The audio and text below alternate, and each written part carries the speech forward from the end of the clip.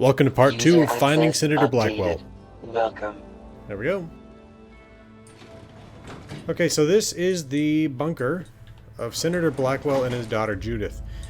Senator Blackwell was married at one time, but he was divorced before the bomb fell. And we actually read a little bit about that back at the Capitol building. So, let's see. So this is the way into the bunker. We also are going to have to go up this way. But for now, we can check out this part of the bunker first. So we got a kitchen here.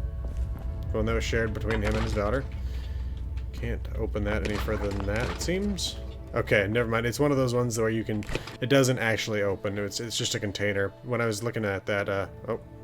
Had to turn off the world radio there. When I was looking at that and I saw the thing open, I figured that it was actually banging up against the table or something, or maybe against one of these cans.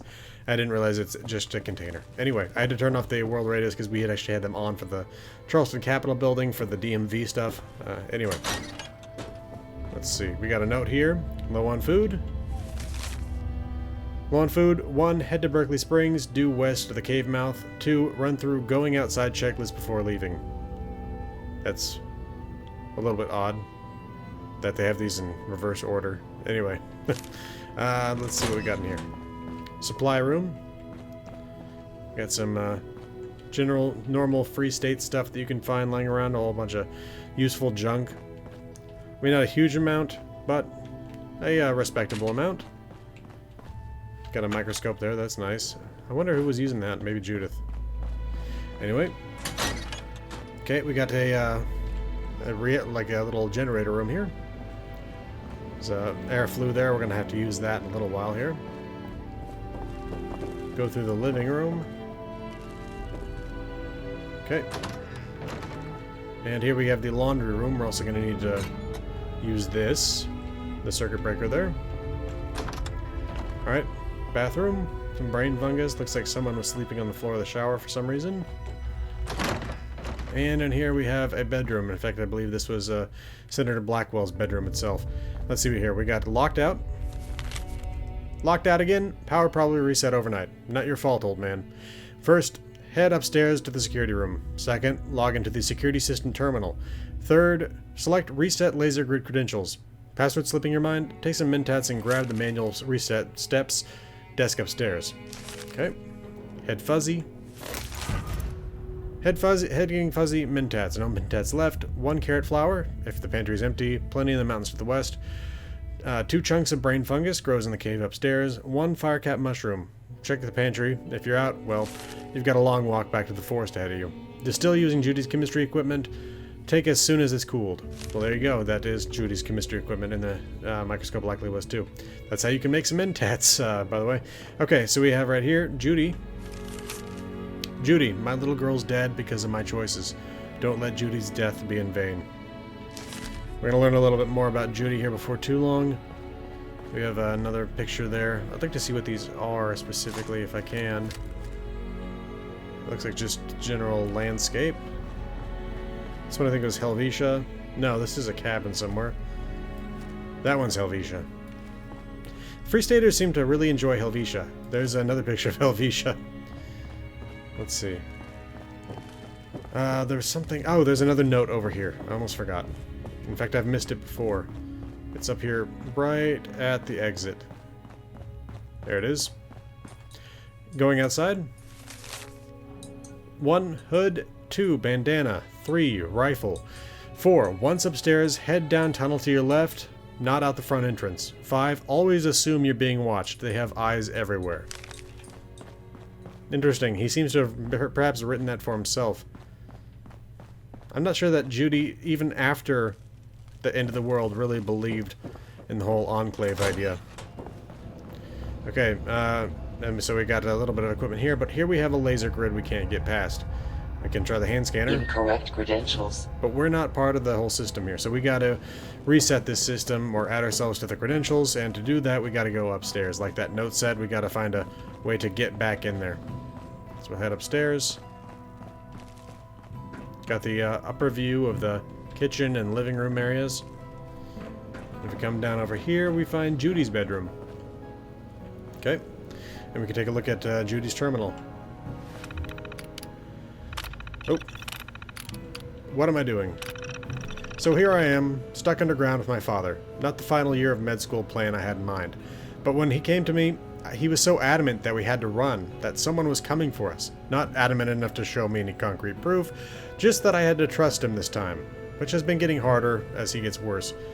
But I could tell in his eyes that he'd made his decision and he's not in any state to be out here on his own.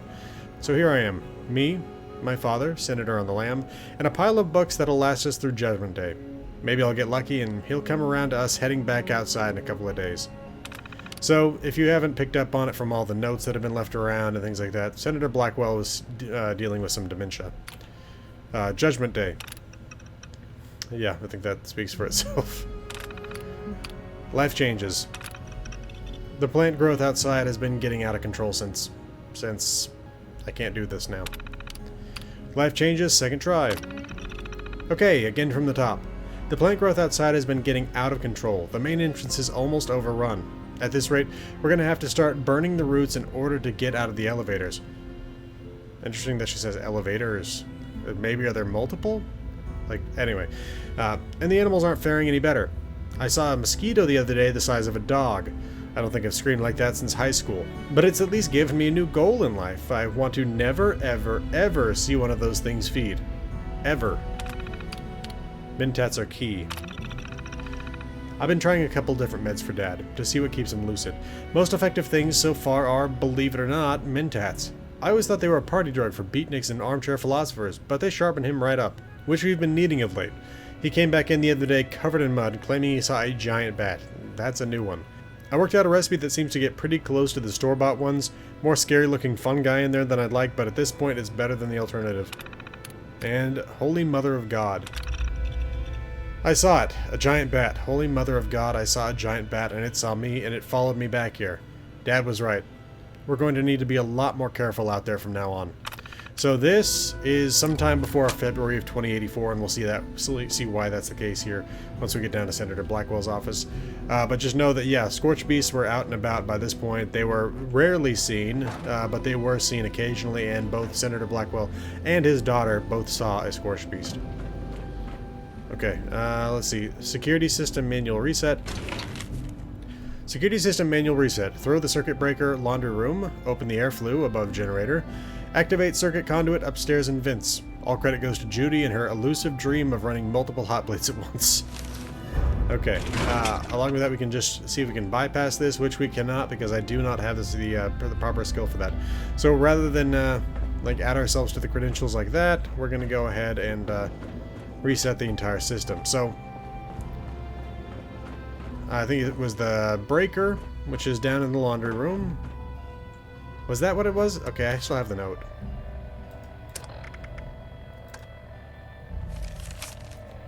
Throw the circuit breaker in the laundry room. Yep, okay. Down to the laundry room. Throw the circuit. Okay. One would think that I would maybe need to pass that back the other way, but maybe not. Now, oh yeah, the flue. In the generator room. Okay. And one more thing to go. Gotta get back upstairs.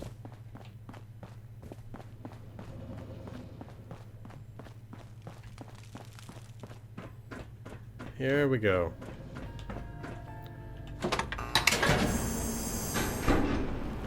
Back online. Report complete. Error. Handprint credentials required. Please approach nearest active scanner. What a quality system. Here we go. Credentials recorded. Access granted. Alright. And here is Senator Blackwell's office. And here's Senator Blackwell. Died with a gun in his hand. Killed by Agent Gray. Okay, so we got a holotape here, and this is the reason that Senator Blackwell went and picked up his daughter from VTU and fled to the bunker. 9 a.m. Degenerative neurological conditions. Room 121. 10:30 radiation therapy training. Lab 206. Noon. Family medicine rotation. All Tech Free Clinic. Keeps going like that. Your daughter Judy's a busy woman, Senator, but not hard to find. and sticking your nose where it doesn't belong, Samuel. And now you've gone too far. We're coming for you. And your family. This was your warning. So that was Daniel Hornwright's Fixer. The funny thing to me is that with the disguised voice, it still gives us the name of Harper Rosiak for the speaker. Anyway, like, how exactly does it know that? Anyway, because I assume we're getting those the subtitles from, like, your Pip-Boy or something. I don't know. I don't know if there's any lore explanation for why you'd be getting those, but anyway, committee meeting notes. Hearing before the Senate Committee on Nuclear Energy from November 26, 2076. Transcript continued, page 384. Senator Clark. Mr. Chairman, I would like to remind the committee that environmental concerns aside, and I do share those concerns, the uranium deposit in question is in fact the largest in the country, not just the East Coast. Overturning the ban on extraction will help shorten and secure the supply lines for a resource our great nation is relying on more and more with each passing day. Senator Blackwell.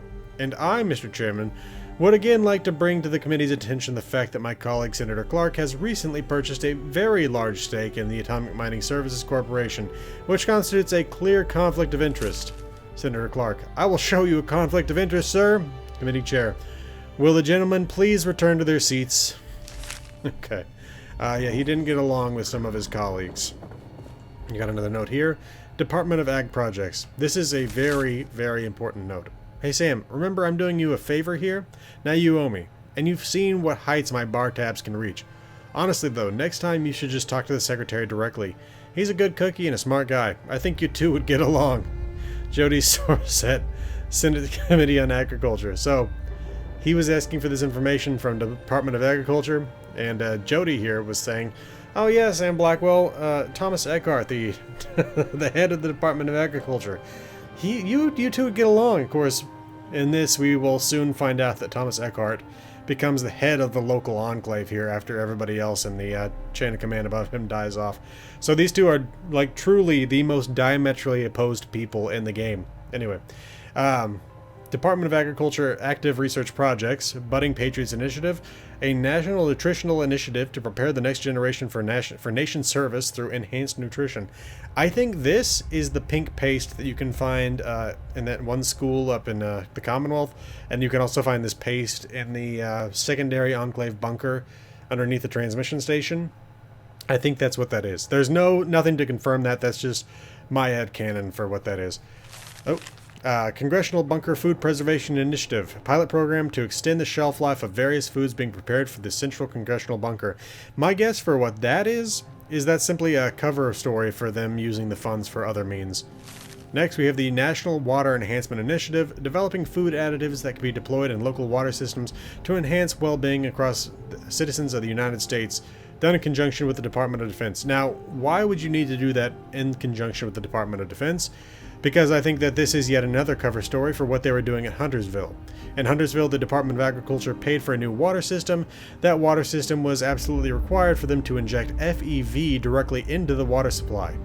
I think that's exactly what the National Water Enhancement Initiative was a cover story for there. American Crop Protection Initiative, a broad spectrum look at the use of biological agents to eliminate crop pest. That sounds to me like them using what was at the time the PVP, the Pan-Immunity Variant, soon to be the FEV, the Forced Evolutionary Virus, to try to do mutations on plants. In fact, they were doing some of that at the the Appalachian branch of West Tech. Next is the Pest Self-Eradication Initiative, developing techniques to biologically modify weevils, moles, and other pests to self-eliminate. My guess is, again, yet another cover story for them using FEV to try to mutate animals. So, alright, let's see. We got the terminal there. We'll get to that in just a minute. We're going to look at these other things first. Back off, Sam. Department of Defense, back off, Sam. The decision's been made. The automated silos are being built in Appalachia. We're going to get the same early warning as everyone else, but if you breathe a word about these timing discrepancies you keep implying exist between the military and civilian warning systems, I'll make sure you spend the rest of your days in jail. You're going to start a panic, Sam. We're not discussing this again. Rinse it. Okay, so yeah, he was being threatened by the Department of Defense for simply asking questions about whether or not there was some sort of advantage that the military and government were getting in the warning system, which they absolutely did get. So they were just simply trying to shut him up. Let's see, anything else? I know we get some more notes here in just a minute, or at least I'm pretty sure we do. Yeah, we do, but they're... okay, there we are. They're inside the file cabinets. These are actually only accessible during the actual quest, which has made it a hell of a time for me to get these things into lore videos, because basically I end up having to break up these quest videos to get these things. Anyway, Senate Orientation Letter. Welcome, new Senator, Congressional ID number 778232. Welcome, Mr. Blackwell, to the Senate of the United States of America. Your election to this body is one of the greatest honors an American can receive. Please memorize the ID above. It will grant you access to some of the many perks members of the Senate enjoy. Checking out items from the Library of Congress, access to the Congressional Gym, discounts on meals at the Capitol Cafeteria, and more. And please be sure to bring that ID as well as your government-issued photo ID for your first orientation session at the Capitol this January, specific date forthcoming. Here's wishing you a long and honorable tenure in your position as Senator for the Appalachian Territory. So this is pretty much boilerplate little thing here, but the very bottom here really does make me kind of question the whole structure of what the United States was like at this time, because here they're talking about being a Senator of the United States for the Appalachian Territory. From what we've seen, there are 13 districts that the states exist within, but there's no state, obviously, called Appalachian Territory. So I don't know if West Virginia was simply named, because there's also places where you can find the name West Virginia. I don't really know. They kind of muddled the whole Appalachia, West Virginia thing here to where I don't know if Appalachian Territory is the district. I think that's what it's called. I can't remember. That West Virginia exists within, and then U.S. senators then come from these commonwealths. Is it? I think it's commonwealths. So I don't know if he's from the Appalachian Territory one, which contains West Virginia. I don't know. Anyway, let's take that. Then we also have intelligence memo from August 16th of 2077. Top secret intel committee only. Senator, you pulling on the purse strings of this congressional bunker project was exactly the break we needed. The Modus Machine, Vault-Tec, members of our own government, they're all part of it. I've gotten a lot of chatter about the Department of Agriculture having an outsized role in what's going on. Secretary Eckhart is at the heart of this, I guarantee it, but I wouldn't be shocked for a moment if this went all the way to the top. Remember this number, 417604. It's an invoice number for an order placed by the Department of Agriculture at Eckhart's request, bound for the bunker. They claim it's part of the facility's automation effort. That's a lie. Invoice 417604 is experimental equipment, high-tech, lots of it. The automation stuff is just a cover-up. Some of this stuff is military-grade equipment, Sam. Biological warfare, human experimentation. They're gearing up to go to war, or, more likely, end one. I'm going to keep digging on my end to see where this thread goes, but you might want to make yourself scarce, Sam. No telling how these people will react if they find out we know what they're up to. T. T seems to have been some sort of source for Senator Blackwell within the government. We don't have any more information on who T was, and I really do wish that we could get some more information on that, because that would really shed a light on a whole lot of stuff. Record of the divorce, the Blackwells. Record of divorce, case number 118T-44123, Judge Archibald Falkland, petitioner Emily Blackwell, respondent Samuel Blackwell. Date of marriage was December 18th, 2055. Divorce granted October 15th, 2077. So the divorce proceedings did start before he went underground, because we can find terminal entries back in the Capitol building where they're talking about the divorce, but they divorced 8 days before the war when he was already underground. So my guess is he obviously has this record of divorce. I don't know how he got it, to be fully clear here, because I'm pretty sure that they were underground by like September, so I don't really know. Maybe he had a P.O. box somewhere or something, I don't know. Anyway. Oh, I should take that. There we go. I think there's at least one more around here somewhere. No, okay, that's it.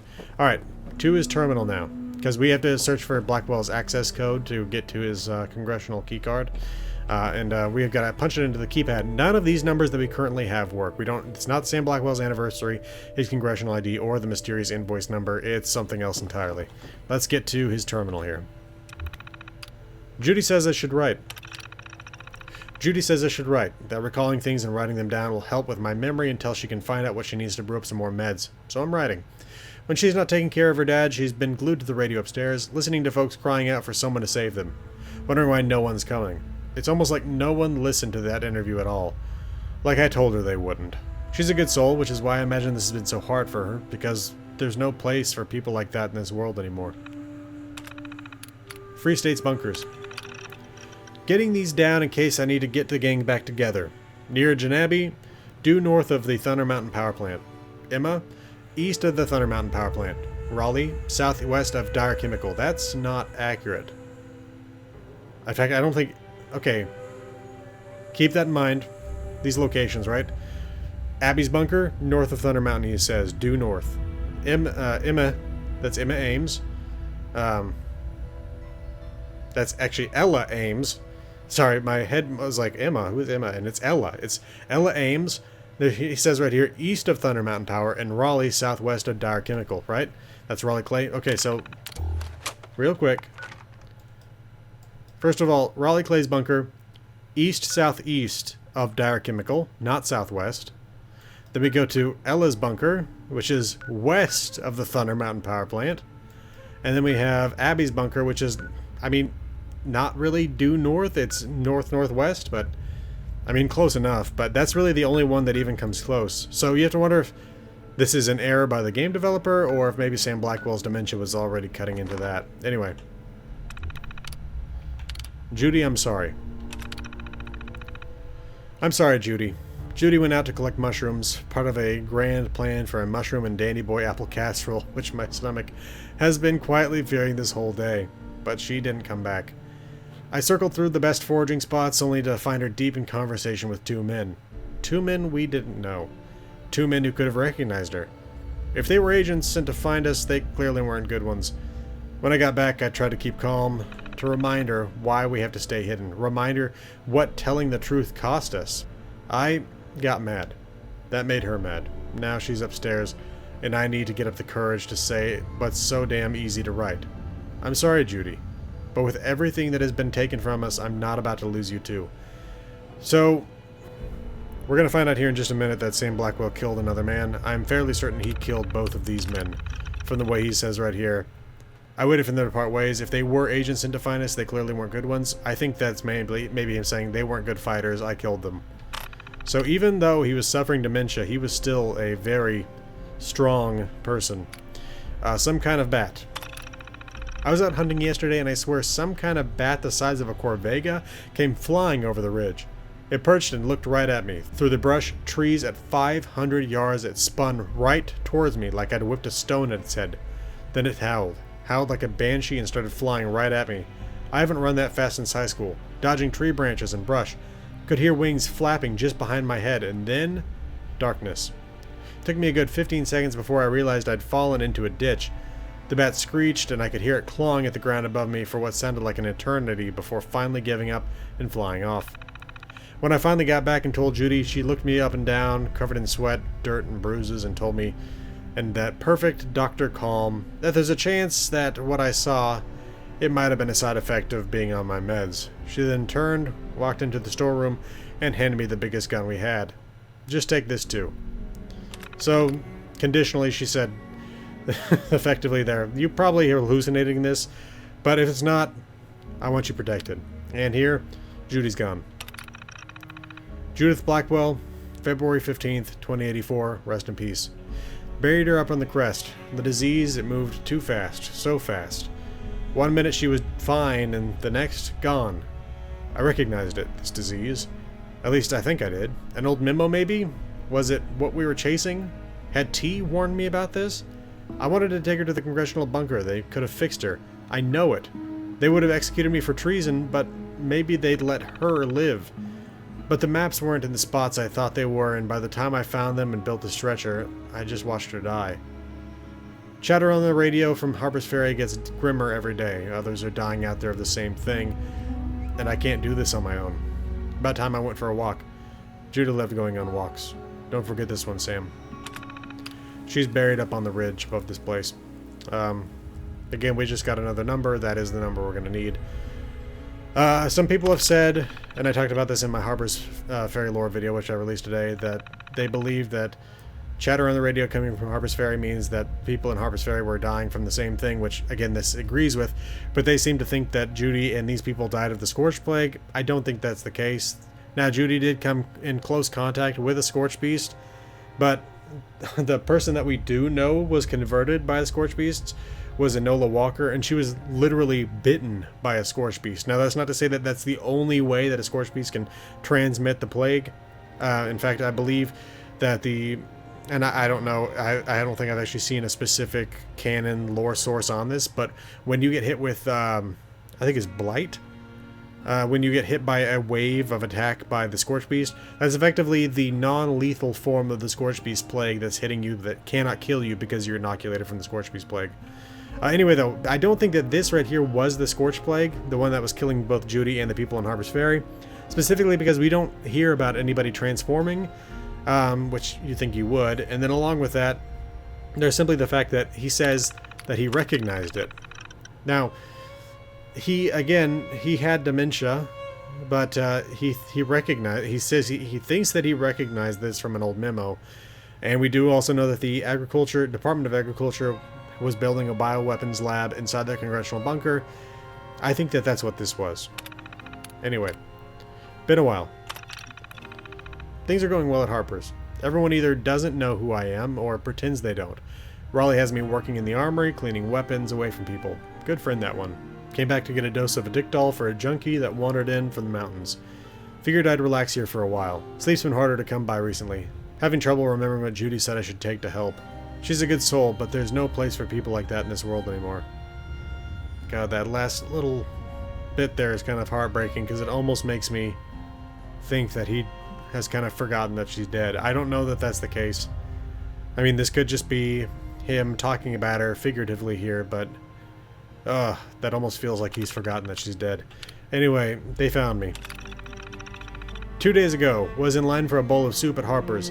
One of the newcomers wouldn't take his eyes off me. Didn't think I noticed him watching. Thought wrong. That night I saw him walking outside the barrier. I followed. He was making some kind of recording. I couldn't risk it. Tried to make it look like an animal attack. Messy, imprecise. Threw some pieces in the river. Yesterday morning, uproar. People terrified about the attack. Made it too believable, I guess. Last night, heard something fly over the town. Mechanical. Never saw anything. Stealth, most likely. They're looking for him. For me. As soon as I couldn't hear the sound anymore, I took my pack and ran back here.